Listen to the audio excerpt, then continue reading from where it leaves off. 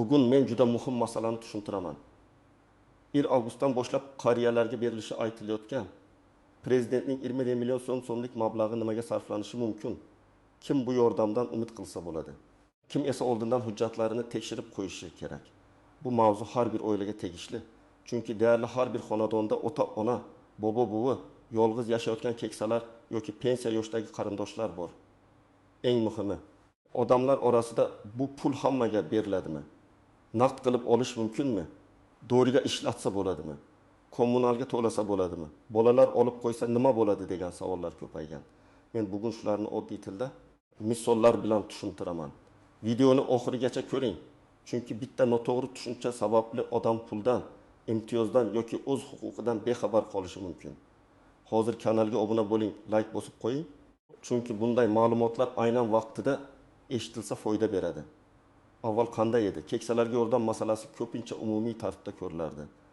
Ya'ni pensiya bor, nafaqa bor, ayrim hollarda mahalla orqali moddiy yordam bor. Ayrim toifadagi fuqarolarga sanatoriy yo'llanmasi, dori-darmon, oziq-ovqat yoki ijtimoiy xizmat ko'rinishidagi yordam berilardi. Lekin oddiy fuqaro uchun eng qiyin joyi shunda ediki, qaysi yordam kimga tegishli? Qaysi biri avtomatik beriladi? Qaysi biri uchun ariza yozish kerak? Qaysi biri mahalla orqali, qaysi biri tibbiyot muassasasi yoki ijtimoiy himoya organi orqali hal bo'ladi? Buni hamma ham aniq bilmasdi. Endi odamlar orasida 2 avgustdan qariyalarga prezidentning 2 million so'm berilar ekan degan gap tarqalmoqda. Men bu yerda eng muhim narsani aytaman. Har qanday pul yordam yoki kompensatsiya bo'yicha birinchi navbatda uning rasmiy tartibini aniqlash kerak. Chunki barcha qariyalarga degan ibora ko'pincha xalq orasida umumlashtirib aytiladi.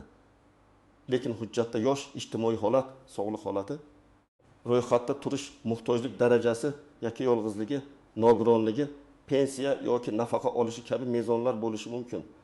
Shuning uchun men masalani shunday tushuntiraman. Agar 1 million so'mlik yordam sizga tegishli bo'lsa, uni qanday yo'nalishlarga ishlatish oqilona, nimaga e'tibor berish kerak, qanday hujjatlarni tayyorlab qo'yish kerak va qanday xatolarga yo'l qo'ymaslik kerak. O'zgarishning mazmuni shundaki, davlat keksalarni faqat pensiya oluvchi shaxs sifatida emas, balki kundalik ehtiyoji, davolanishi, oziq-ovqati, uy sharoiti parvarishi va ijtimoiy himoyasi bor inson sifatida ko'rishga harakat qilmoqda. Chunki pensiya olayotgan odamning ham xarajati bir xil emas. Bir kishi sog'lom, farzandlari yonida uy-joyi ta'mirlangan bo'lishi mumkin. Ikkinchi kishi esa yolg'iz yashaydi, qon bosimi, qandli diabet, yurak kasalligi bor. Har oy dori oladi. Qishda isitish uchun ko'p pul ketadi. Shuning uchun yordamning maqsadi odatda odamning real hayotdagi og'irligini yengillashtirishdir. Birinchi savol, bu pulni nimaga sarflash mumkin? Agar mablag' bevosita pul ko'rinishida berilsa, eng oqilona yo'nalishlar 5 ta bo'ladi. Dori-darmon, tibbiy ko'rik, oziq-ovqat, kommunal to'lovlar, uyda zarur mayda ta'mir yoki parvarish vositalari. Men buni alohida aytyapman.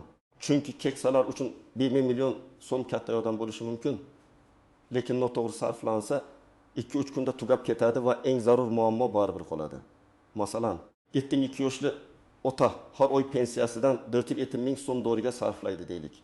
Unda qon bosimi uchun bitta dori, yurak uchun bitta dori, qonni suyultiruvchi dori va oshqozonni himoya qiluvchi dori bor. Agar 1 million so'm tushsa, u bu pulni bir oy ichida mehmondorchilikka yoki qarindoshlarning iltimosiga berib yuborsa, keyingi oy yana dorisiz qoladi. Lekin u shifokor bilan maslahatlashib 3 oylik asosiy dorilarni olib qo'ysa, bu pul to'g'ridan to'g'ri sog'lig'ini saqlashga xizmat qiladi.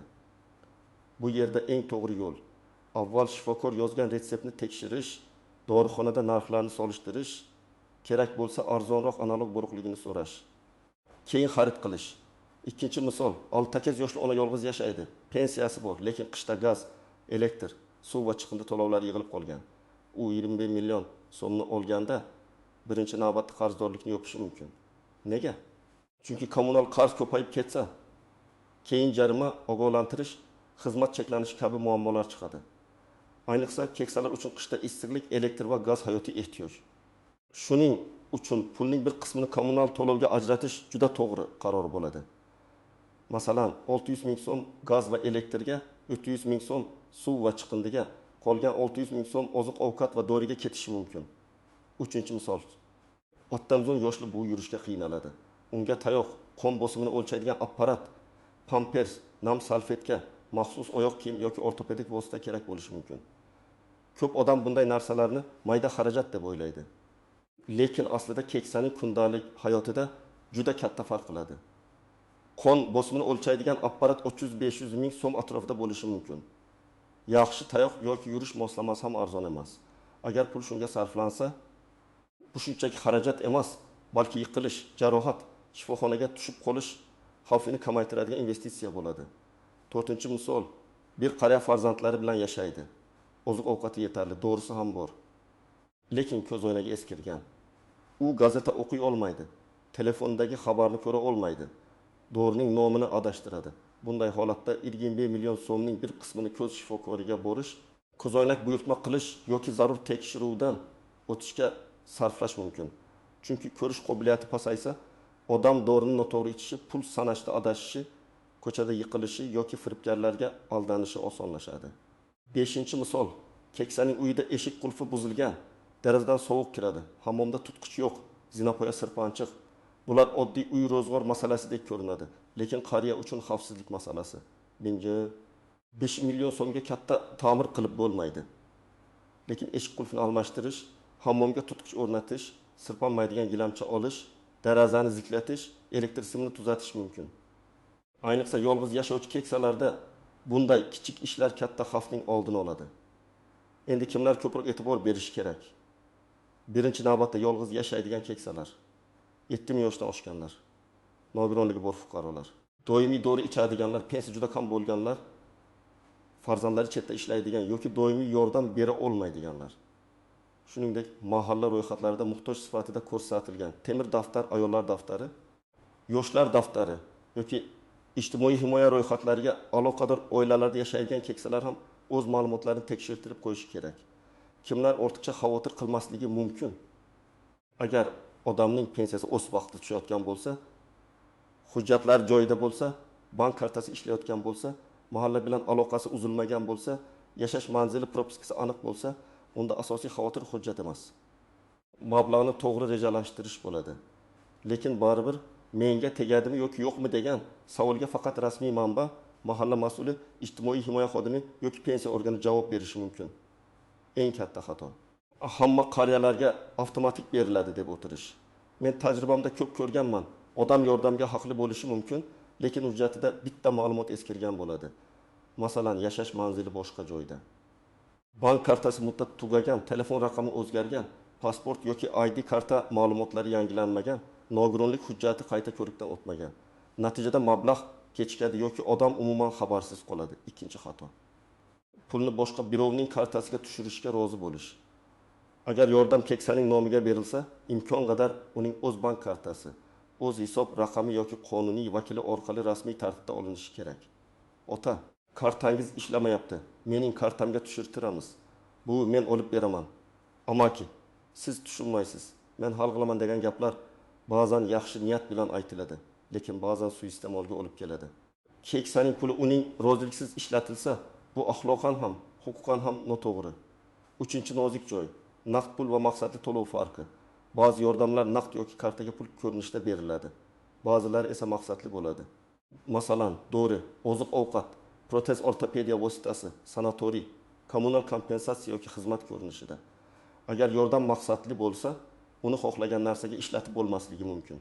Shuning uchun nimaga sarflash mumkin degan savolning javobi yordamning huquqiy shakliga bog'liq. Men tomoshabinlarga shuni maslahat beraman. Pul tushdi yoki ro'yxatga kirdim degan zahoti. Bu mablag' erkin foydalanish uchunmi yoki maqsadli yordammi deb albatta so'rang. 4-xato, firibgarlarga ishonish. Bunday yangiliklar tarqalganda telefon qilib 20 million so'm chiqarib beramiz. Kod keldi, ayting, kartangizni tekshiramiz. Oldindan 70 ming so'm to'lasangiz pul tushadi deydiganlar paydo bo'ladi. Men aniq aytaman. Hech qaysi rasmiy tashkilot sizdan bank kartangizning PIN kodini, SMS kodini, ilova parolini so'ramaydi. Hech kim yordam puli uchun oldindan pul talab qilmasligi kerak. Agar kimdir shunday qilsa, darhol shubhalaning, telefonni qo'ying, yaqinlaringizga ayting, banka yoki huquqni muhofaza qiluvchi organlarga murojaat qiling. 5-nozik joy, oiladagi bosim. Ko'pincha qariya pul urishi bilan qarindoshlar qarzni yopaylik, telefon olaylik, to'yga ishlataylik, nevaraga kiyim olaylik deb turli tomonga tortadi. Men buni hayotiy holat sifatida tushunaman. Lekin bu yordam birinchi navbatda keksaning ehtiyoji uchun beriladi. Agar qariyaning doğrusu bo'lmasa, uyda gaz qarzi bo'lsa, shifokorga borish kerak bo'lsa, bu pulni boshqa maqsadga ishlatish adolatli emas. Farzandlar ham buni tushunishi kerak. Ota-onaning sog'lig'i va xavfsizligi oilaning umumiy mas'uliyati. 6-nozik joy, pulni birdaniga sarflab yubormaslik bilin. 5 million so'm bugungi narxlarda juda katta boylik emas. Lekin to'g'ri reja bilan bir necha muhim muammoni yopadi. Masalan, men shunday taqsimotni tavsiya qilgan bo'lardim. Avval majburiy dorilar uchun 500-600 ming so'm. Keyin kommunal qarz yoki oldindan to'lov uchun 300-400 ming so'm. Oziq-ovqat uchun 300-400 ming so'm. Qolganini tibbiy tekshiruv, ko'zoynak, qon bosimi apparati yoki uy xavfsizligiga ajratish. Albatta har bir oilada vaziyat boshqa. Lekin rejasiz sarflash eng katta yo'qotishdir. 7-istisno. Hamma qariya bir xil toifaga kirmaydi. Pensiya yoshidagi odam bor, lekin hali ishlaydi va daromadi yaxshi. Yolg'iz keksa bor, daromadi faqat pensiya. Nogironligi bor qariya bor. Parvarishga muhtoj qariya bor. Urush yoki mehnat fronti, davlat mukofoti alohida imtiyozli toifa bilan bog'liq fuqarolar bor. Shuning uchun menga nega berilmadi? Qo'shnimga berildi degan savolga javob ko'pincha mezonlarda bo'ladi. Qo'shningizning holati siznikiga o'xshab ko'rinsa ham uning hujjati boshqa asos bo'lishi mumkin. Endi eng kerakli qismga o'tamiz. Tomoshabin hozir nima qilish kerak? Birinchi qadam, hujjatlarni tekshiring. Keksaning ID kartasi yoki pasporti yaroqlimi? Yashash manzili to'g'rimi? Telefon raqami ishlaydimi? Bank kartasi muddati tugamaganmi? Pensiya qaysi karta yoki hisobga tushadi? Shularni ko'rib chiqing. Agar karta muddati tugagan bo'lsa, bankka borib yangilash kerak. Agar telefon raqami eski bo'lsa, bankdagi va rasmiy tizimdagi raqamni almashtirish kerak. Ikkinchi qadam, mahallaga murojaat qiling. Mahalla raisi, hokim yordamchisi, xotin-qizlar faoli yoki ijtimoiy xodimdan aniq so'rang. 1 avgustdan keksalar uchun beriladigan 1,5 million so'mlik yordam bo'yicha bizning oilamiz ro'yxatda bormi? Qanday mezon bor? Qanday hujjat kerak deb yozma yoki og'zaki ma'lumot oling. Men ayniqsa yolg'iz yashaydigan qariyalarning farzandlariga aytaman. Ota-onangiz uyalib yoki keyin boraman deb yurmasin. Birga boring, savolni aniq bering. 3-qadam, agar sog'lik bilan bog'liq ehtiyoj bo'lsa, poliklinikaga boring. Oilaviy shifokordan dori ro'yxati, tashxis, doimiy davolanish bo'yicha tavsiya oling. Bu 2 sababga kerak. Birinchidan, pulni nima uchun sarflashni rejalashtirasiz. Ikkinchidan, agar yordam maqsadli yoki qo'shimcha tibbiy yordam bilan bog'liq bo'lsa, sizda asos bo'ladi. Masalan, qandli diabet, yurak yetishmovchiligi, yuqori qon bosimi, insultdan keyingi holat, ko'rish muammosi bo'lsa, buni shifokor hujjatida aks ettirishi kerak. 4-qadam, xarajat rejasini yozib chiqing. Oddiy qog'ozga 4 ustun qiling. Dori, oziq-ovqat, kommunal, boshqa zarur ehtiyoj. Har biriga taxminiy summa yozing. Masalan, dori bechim 1000 ming, oziq-ovqat 400 ming, kommunal ichim 1000 ming, ko'zoynak yoki apparat 200 ming. Shunda pul tushgan kuni hissiyot bilan emas, reja bilan ish qilasiz. Keksaning o'zi ham ko'rib turadi, farzandlar ham tortishmaydi. 5-qadam, cheklar va kvitansiyalarni saqlang. Hatto yordam erkin pul bo'lsa ham cheklar foydali. Dorixona cheki, kommunal to'lov kvitansiyasi, tibbiy ko'rik to'lovi, ko'zoynak buyurtmasi, bular keyin hisob-kitob qilishda, farzandlarga tushuntirishda, kerak bo'lsa rasmiy joyga ko'rsatishda asqatadi. Ayniqsa qariyaning pulini farzand ishlatib berayotgan bo'lsa, har bir xarid shaffof bo'lsin. 6-qadam, bank xavfsizligini ta'minlang. Keksaning kartasi bo'lsa, PIN kodini hech kimga aytmasin. SMS kodini hech kimga bermasin. Telefoniga kelgan xabarni begonalarga o'qib bermasin. Agar mobil ilova ishlatilsa, parolni faqat ishonchli yaqin qarindosh yordamida keksaning roziligi bilan boshqaring. Eng to'g'risi, pul tushgach, kerakli to'lovlarni bankning rasmiy kassasi, rasmiy ilovasi yoki ishonchli to'lov tizimi orqali amalga oshirish. 7-qadam, agar pul tushmasa, shoshilib vahima qilmang. Avval rasmiy sanani va tartibni tekshiring. Keyin mahalla, ijtimoiy himoya organi, pensiya bo'limi yoki bankdan sababini so'rang. Sabablar turlicha bo'lishi mumkin. Ro'yxat hali shakllanmagan. Karta rekviziti noto'g'ri, shaxsiy ma'lumotda xato, fuqaro mezonga kirmaydi. To'lov bosqichma-bosqich amalga oshirilmoqda. Har bir holatda og'zaki gap bilan cheklanmay, iloji bo'lsa ariza qoldiring yoki murojaat raqamini oling. 8-qadam, agar qariya rostdan ham muhtoj bo'lsa, faqat shu 2 million so'm bilan cheklanib qolmang. Mahalladan boshqa yordam turlarini ham so'rang. Oziq ovqat yordami, dori darmon bo'yicha yordam, nogironlik vositalari, sanatoriy yo'llanmasi, uyda ijtimoiy xizmat, patronaj hamshirasi, kommunal kompensatsiya, yolg'iz keksalar ro'yxati. Ko'p odam bitta yordamni eshitadi, lekin yonida yana 2-3 ta imkoniyat borligini bilmaydi. Men yana bir muhim maslahat beraman. Qariyaning o'zini qarordan chetda qoldirmang. Siz tushunmaysiz. Biz bilamiz deyish noto'g'ri. Pul uning nomiga, ehtiyoj uning hayotiga tegishli. O'tirib, ota, sizga eng zaruri nima? Qaysi dori tugayapti? Bu. Uyda nima noqulay deb so'rang. Ba'zan qariya farzandiga og'irligi tushmasin deb dori olmay yurgan bo'ladi. Ba'zan ko'zoynagi sinib qolganini aytmaydi. Ba'zan kommunal qarzni yashiradi. Shu savollarni muloyim, lekin aniq berishga kerak. Yana bir real holatni tasavvur qiling. 75 yoshli amaki o'yiga 20 million 200 ming so'm pensiya oladi. Uning 300 mingi oziq ovqatga, 200 mingi kommunalga, 400 mingi doriga ketadi. Qolgan pul yo'l, telefon, mayda xarajatlarga yetmaydi. 1 million so'm tushsa, u birinchi oyda qarzdan chiqib olishi mumkin. Lekin agar u pullarni mayda-mayda sarflab yuborsa, natija sezilmaydi.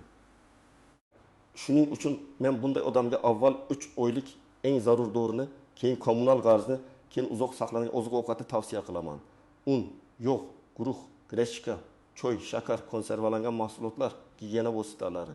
Bu keksaning kundalik bosimini kamaytiradi. Yana bir holat.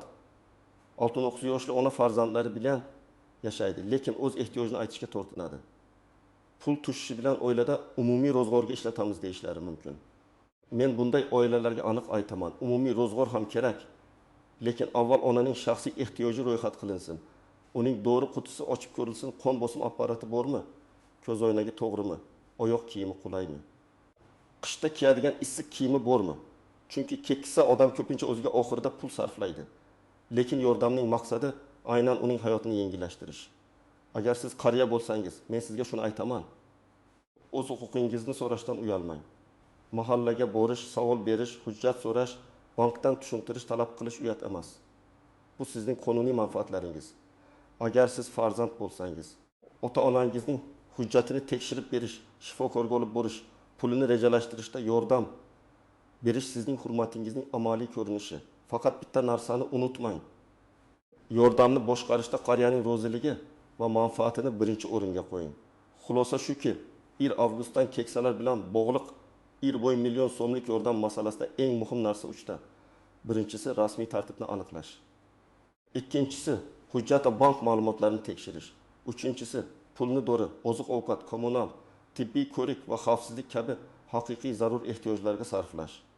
Hammaga beriladi yoki hech kimga berilmaydi degan kesin gaplarga ishonmang. Har bir holatni rasmiy manba orqali tekshiring.